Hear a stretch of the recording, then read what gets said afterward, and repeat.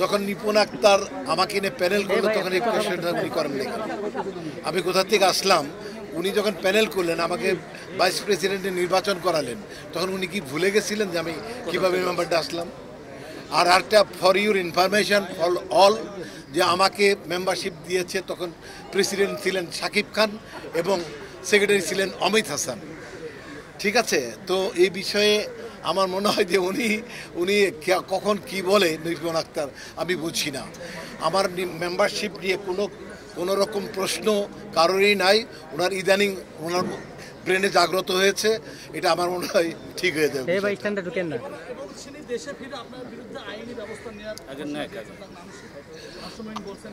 আমি প্রস্তুত হয়ে আছি, বরঞ্চ উনি ওনাকে সাবধান করে দেন, ওনার বিরুদ্ধে 64টি জেলায় মামলা হচ্ছে। প্রত্যেক সদস্য মামলা দেব একদম। আমার যত ফ্যানরা আছে সবাই রেডি করে ফেলছে মামলা। আমি মত দেওয়ার সাথে মামলা করব, আমি মত না দিলে মামলা করব। মামলাটা হলো আমার মানহানি করা হয়েছে।